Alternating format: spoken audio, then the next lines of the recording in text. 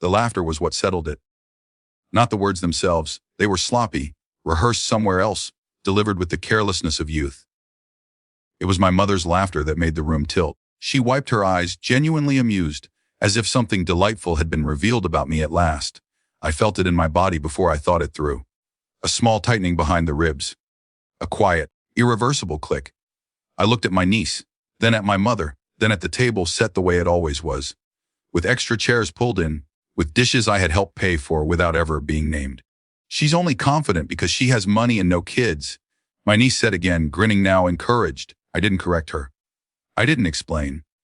I stood, leaned down, kissed my grandmother on the cheek, and thanked her for dinner. I meant it. She smelled like rose lotion and starch. She squeezed my hand, confused but pleased. I left while the laughter was still echoing. Driving home, I didn't cry. I watched the road and felt oddly hollow, like a room after furniture has been moved out, but before anything new is brought in. The mind wants to narrate moments like that as restraint or strength, but it was simpler than that. I didn't trust myself to speak without breaking something I might still need. At home, I took off my coat and sat at the kitchen table with the lights low. I made tea I forgot to drink. I opened my laptop. The list was longer than I remembered. Streaming services for family movie nights. Phone plans that had quietly merged. A grocery delivery subscription I'd started during a rough patch and never stopped. A gym membership my sister swore she'd cancel when things stabilized. Stabilization, it turned out, was a moving target. Utilities too, smaller, forgettable amounts, easy to justify as help rather than habit. None of it had been secret. It had simply never been discussed. Gratitude, when it appeared, was fleeting. Expectation was steady. I sat with it for a while. The urge to message someone, to say that wasn't okay, rose and fell. I imagined the responses. I imagined being told I was sensitive, that it was a joke, that I'd misunderstood the tone. I imagined being asked to explain why it hurt, and then having that explanation examined for flaws. Instead, I opened each account and did the work. Permissions changed. Auto renewals ended. Transfers scheduled for the end of the month were canceled. I added notes to myself, factual and calm, no drama.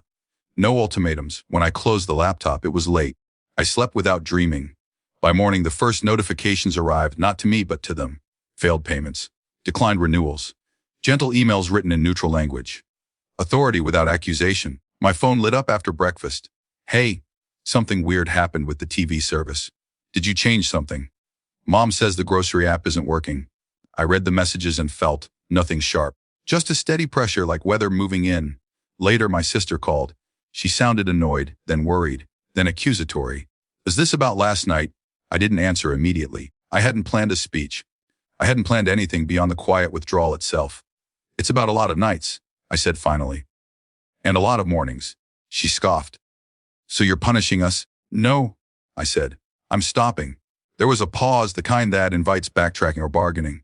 When it didn't come, she filled it with anger. She said things about family and support and how I always made things transactional. She did not mention the joke. My mother texted later. You embarrassed us by leaving like that. I typed, erased, typed again. I didn't leave to make a point.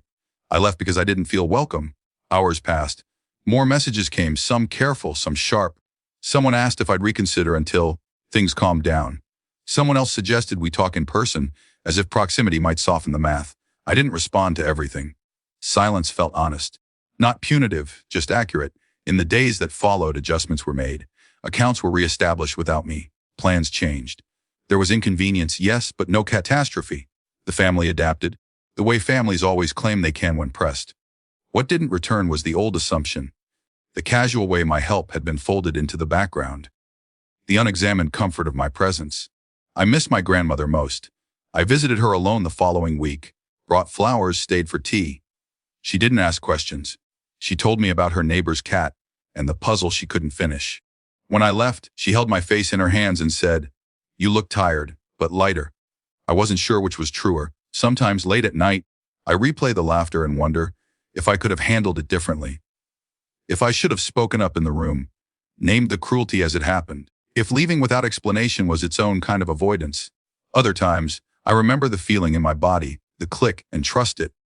Trust that something necessary ended there, even if it didn't end cleanly. My confidence didn't come from money. It didn't come from having no children. It came, finally, from not paying to be diminished. Peace, I've learned, isn't the absence of conflict. It's the absence of arrangements that require your silence to keep running.